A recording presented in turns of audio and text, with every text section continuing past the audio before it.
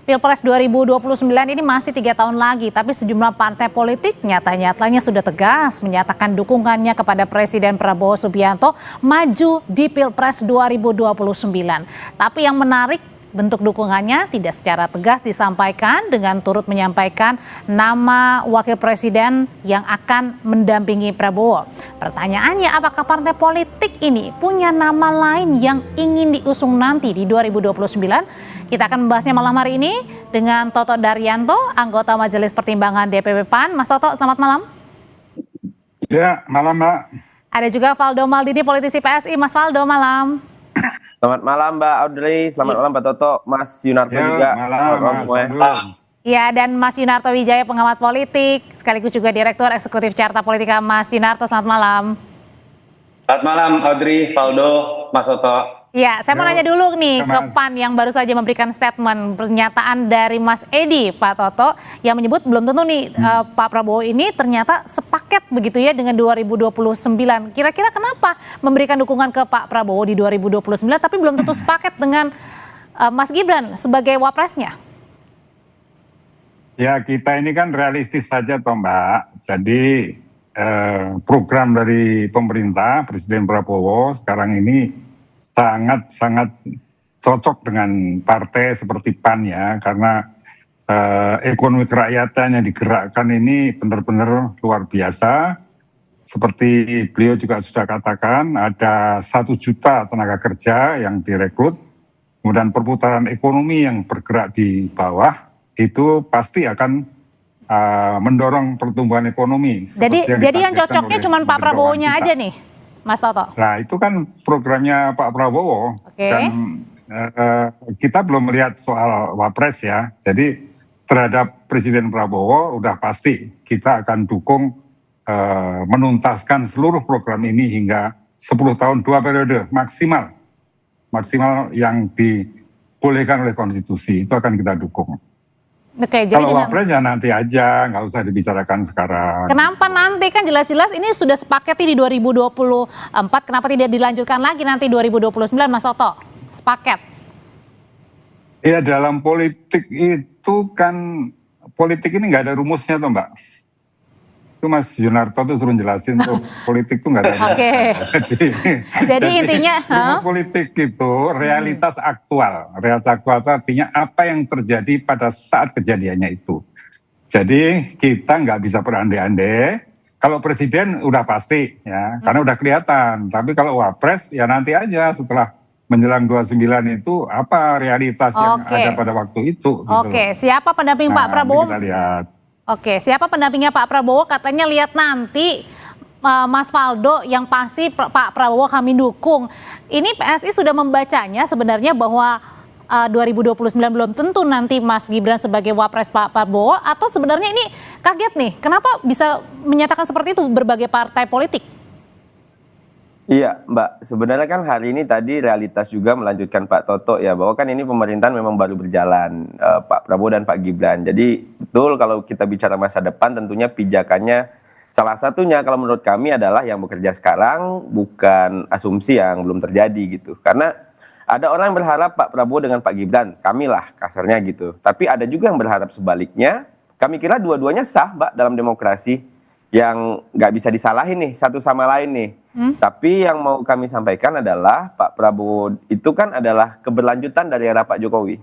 Narasi keberlanjutan ini yang perlu kami kira soal stabilitas pemerintahan dan 2 periode itu bukan soal orang ya, tapi soal menjaga arah pembangunan yang sudah berjalan Mbak. Dan kita kan nggak bisa bangsa ini kita tiap 5 tahun mulai dari nol lagi gitu. Kita harus nyiapin nih pemimpinan yang berkesinambungan.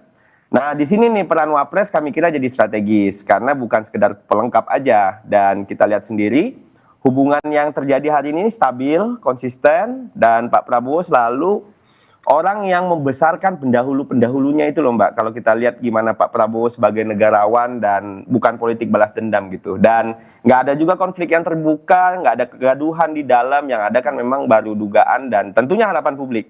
Tapi jadi nanti Mas Valdo, masa jabatan rakyat yang akan menilai. Tapi kalau misalnya kemarin PAN sudah mendukung, PKB juga, Golkar juga. Nah kalau PSI sendiri sebenarnya sudah nyata-nyata mendukung Pak Prabowo dengan sepaket dengan Mas Gibran? Atau juga masih mikir-mikir?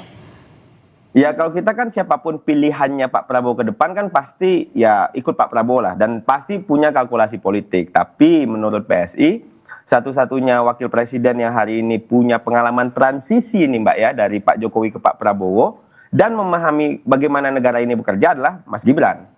Beliau paham pusat dan daerah, ekonomi kerakyatan, digitalisasi, komunikasi generasi muda, pop culture. Nah ini modal real nih untuk mendampingi Pak Prabowo sekaligus memperbesar peluangnya untuk menang. Karena kita bicara elektoral juga. Soal beda pandangan itu biasa saya kira. PAN punya pandangan sendiri. Dan dalam politik makin dekat pemilu itu makin banyak Mbak aspirasi yang muncul. Kita mah nggak marah. Kita hanya bicara soal harapan terkait keberlanjutan. Jadi kami kira Pak Prabowo dan Pak Gibran 2 periode itu dasarnya itu stabilitas, pengalaman, dan kesinambungan atau keberlanjutan. Yang nggak berharap juga sah, tapi aneh aja kalau dipersoalkan, sementara yang berharap itu kan sering dipersoalkan nih. Sementara yang punya agenda mengganti Mas Gibran tuh nggak pernah tuh ditanya motifnya, kira-kira gitu. Oke, nanti sebelum nyampe motif ke sana saya mau nanya dulu ke Mas Yunarto. Mas Yunarto, ini kepagian nggak sih bahas Pilpres 2029, terus kemudian bahasnya juga termasuk cawapres lagi?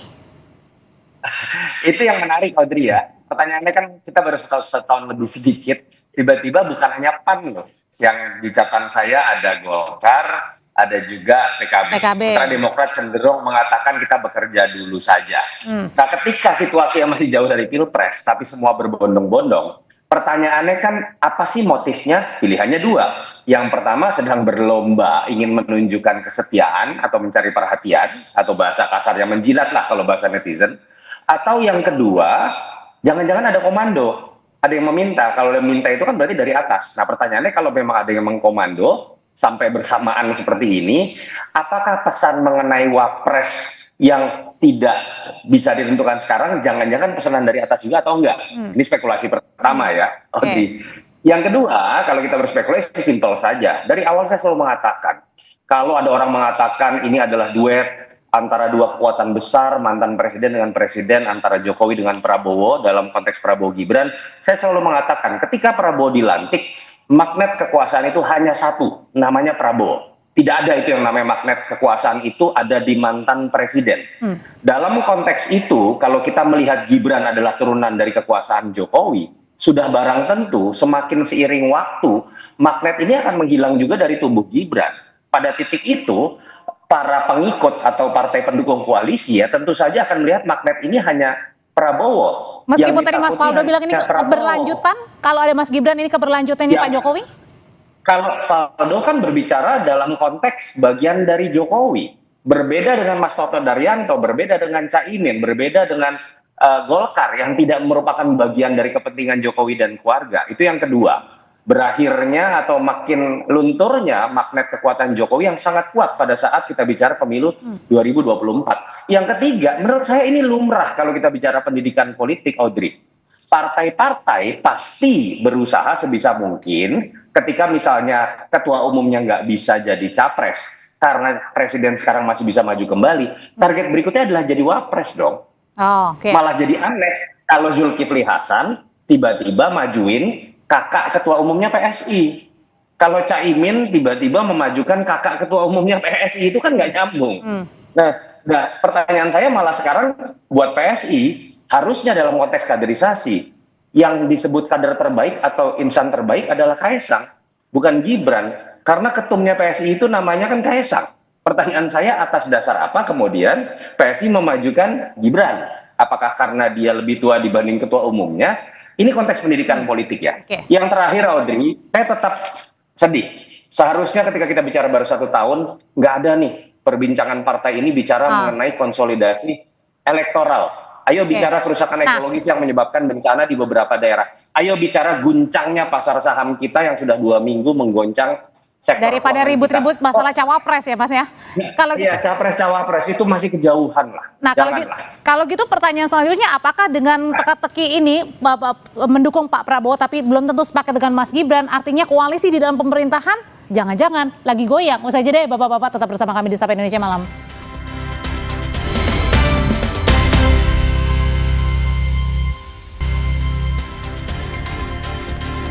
Mas Faldo melanjutkan pertanyaan saya sebelumnya, dengan ramai-ramai parpol mendukung Pak Prabowo maju di 2029 tapi belum tentu sepaket dengan Mas Gibran. Pertanyaannya, jangan-jangan koalisi di internal koalisi pemerintahan ini lagi panas?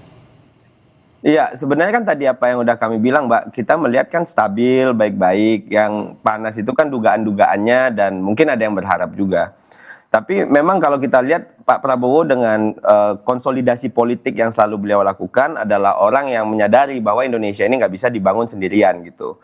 Nah, menarik ketika tadi Mas Toto bilang tidak mengusung kader sendiri gitu. Karena kan kalau partai hanya mengusung kader ya mandek juga politik ini. Karena PAN dan PKB mungkin ya punya cara pandang sendiri. Tapi kami kira demokrasi yang sehat itu juga memberi ruang untuk regenerasi, Mbak. Kalau figur yang diterima publik malah ditolak hanya karena bukan dari rumah sendiri, ya itu bukan strategi kami kira, tapi ego organisasi. Nah, koalisi itu kan juga soal kompabilitas, Mbak, bukan ownership. Compatibility not ownership gitu. Karena dalam koalisi kan yang dicari itu kan bukan ini kader siapa nih gitu, tapi siapa yang paling bisa kerja bersama Pak Presiden. Dan kami kira Mas Gibran compatible dengan Pak Prabowo dan agenda-agenda pemerintahan. Karena kan lagi-lagi kita melihat pilpres gitu, bukan soal asal partai, tapi soal elektabilitas, soal kinerja, pengalaman, jaringan, dan penerimaan publik. Dan kami kira ini justru benar ketika Mas Toto bilang pendidikan politik, ya politik jadi makin rasional gitu, bahwa partai nggak mempromosikan orang sendiri gitu, tapi cari figur yang memperkuat pemerintahan. Itu kemajuan kami kira, bukan keanehan ya. Kalau gitu, kalau misalnya nih berangkat dari pernyataannya juga Mas Zulhas juga Mas Edi, Pak Toto, kalau misalnya PAN mendukung tapi belum tentu sepaket dengan Mas Gibran, kita berandai-andai aja nih, kalau gitu pilihan untuk cawapres dari PAN, Pak Zulhas. Jadi gini, aku pertama pengen mengomentari tadi Mas Yunarto itu kan mengatakan, ini belum apa-apa orang berbicara Pilpres 29 gitu kan. Sebetulnya ini bukan dari partai, belum tentu ini inisiatif dari partai. Berita ini melinding ini kan wartawan yang tanya, biasa. Wartawan kalau kurang berita kan tanyanya aneh-aneh. Tapi ditanggapi kemarin di Gerindra juga kan mendukung Pak Prabowo juga kan yelnya. Iya, kalau dukung Pak Prabowo enggak, artinya soal siapa wapres dan lain sebagainya itu. Nah, kemudian kita bicara tentang kesinambungan, kemudian stabilitas dan lain-lain. Sebenarnya sih soal kesinambungan, soal stabilitas itu yang penting memang figur presiden, itu realitas politik kita. Kita udah melihat dari periode ke periode soal kepresidenan kita ini, pemerintahan kita ini ya begitu-begitu kan. Artinya wapres itu bisa-bisa saja berganti. Misalnya seperti ketika Pak SBY dengan Pak JK, kan semua orang mengatakan itu stabil. Bagus, banyak problem dipecahkan dengan cepat, pasangan yang ideal bahkan akan, tapi ya bisa saja ketika diganti dengan Pak Budiono tetap jalan juga dan stabil juga. Jadi yang penting presidennya gitu. Mas Toto, artinya Indonesia ini masih menganut pola presidensial, itu ya presidennya yang penting. Wapres itu kayaknya sih ya masih jadi pelengkap lah gitu. Masih jadi pelengkap. Oke, Mas Toto. Oke, kalau Anda kan sebagai politisi senior nih, saya mau tanya, sebagai politisi senior, kira-kira apa sih yang membuat cawapres ini kerap kali berganti-ganti, tidak 2 periode 1 paket dengan presiden? Kira-kira apa yang membuat kira-kira itu bisa diganti atau tergantikan? Pertimbangannya banyak ya, jadi pertimbangan internal dari Pak Presiden sendiri itu juga menjadi salah satu hal yang sangat krusial, sangat penting. Dan pertimbangan dari partai-partai pendukung itu juga sangat penting. Nah, itulah yang saya katakan sebenarnya semua tergantung dari realitas politik pada saat itu. Jadi ya istilah saya mungkin realitas aktual ya, realitas politik aktual. Jadi artinya ya pada saat itulah kita baru bisa mengatakan yang pas ini dan itu. Kalau sekarang ya nggak bisa. Kalau sekarang kita ngomong wapresnya ini, misalnya gitu, Mas Gibran gitu ya. Nanti ketawain orang juga, ini politisi apa ini ngomong-ngomong gitu. Kita ya lihatnya nanti setelah menjelang 29, itu baru kita tahu, oh yang pas siapa. Dan misalnya kalau ada suara di PAN ingin ketua umumnya juga jadi wapres, itu pun juga saya kira sah-sah saja. Kayak Mas Edi mengatakan kan, ya kenapa nggak ketua umumku aja yang jadi presiden? Ya itu bagus ya. Pak Zulhas juga sudah sekarang jadi Menko itu ke atas lagi ya, apalagi ya Wapres lah cocok itu. Oke, Tapi Wapres- semua itu Wapres tergantung cocok. dari bagaimana hasil kursinya nanti di parlemen. 2029 Itu yang ya. menentukan. Oke, pertanyaan yang sama kalau Ya. gitu saya nanya ke Mas Toto. Mas Toto mengikuti Pilpres berkali-kali. Kira-kira apa yang membuat posisi Wapres ini nampaknya memang penting, tetapi juga ya bisa dipertanyakan, bisa tergantikan, bisa digantikan? Memang dalam sistem presidensial yang namanya wapres itu ban serep. Yang kita pilih itu sebetulnya pemegang kontrak politik namanya presiden. Dan tidak dimungkinkan secara tata negara ketika presiden berhalangan itu kemudian kosong kekuasaan. Jadi sebetulnya secara tata negara memang fungsinya hanya menjadi pelengkap. Ada fungsi-fungsi yang bisa diperbantukan oleh wapres itu pun melalui kepres. Jadi sangat bergantung. Jadi ada yang wapres nganggur itu boleh secara tata negara. Ada wapres yang kerjanya misalnya terlihat aktif seperti Pak JK, tetap harus melalui kepres-kepres yang dibuat. Tapi kita tahu seringkali ketika wapresnya menonjol, di situ ada nuansa matahari kembar, malah biasanya akan berujung pada perpecahan. Dan sejarah kita memperlihatkan tidak pernah ada wapres 2 periode, dan jauh lebih sedikit di level kepala daerah juga wakil kepala daerah yang bisa berjalan 2 periode. Nah, pertanyaannya kan sekarang kemudian bukan sekedar sosok Prabowo dengan sosok Gibran. Orang melihat Prabowo Gibran itu adalah representasi dari 2 sosok yang dianggap sangat kuat secara politik. Prabowo dengan Jokowi. Itu yang menyebabkan pertanyaannya kemudian adalah apakah Prabowo Jokowi akan tetap sejalan? Apakah Prabowo akan merasa cukup percaya diri secara elektoral dan politik untuk maju sendiri tanpa Jokowi? Dan pertanyaannya adalah kalau Jokowi masih dianggap kuat dan kalau Gibran tidak diajak, apakah dia mungkin akan membangun kekuatan politik sendiri dan gerbong politik sendiri? Itu yang kemudian menjadi menarik bahasanya. Saya tetap melihat menjawab pertanyaan itu, sehebat apapun seorang presiden dianggap dalam sebuah sejarah, katakanlah Pak Jokowi disebut sebagai bapak infrastruktur dan lain-lain, fenomena 2014, tapi dalam sejarahnya siapapun yang sudah tidak memiliki kekuasaan, pada titik itu pula kita harus melihatnya secara berbeda, secara kekuatan politik.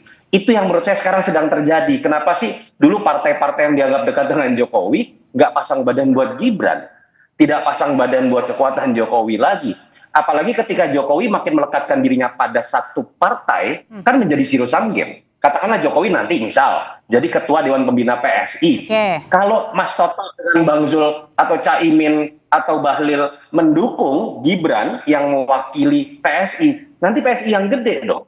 Itulah menyebabkan saya mengatakan sangat rasional kalau partai-partai yang lain ini tidak ingin Gibran, dan kalau bisa ketum saya yang maju karena partai saya juga akan jadi besar. Atau ketika terpaksa memilih di luar kader pun, di luar kalau bisa bukan kader partai, tapi orang yang bisa dikatakan tidak mewakili partai manapun, sehingga nggak zero sum game dengan partai saya, kira-kira seperti itu. Dan artinya juga berarti tidak menutup kemungkinan kalau misalnya Mas Gibran nanti tidak terpilih sebagai kandidat, bisa aja Mas Gibran yang maju jadi capres. Bisa jadi nggak Mas? Toto singkat aja.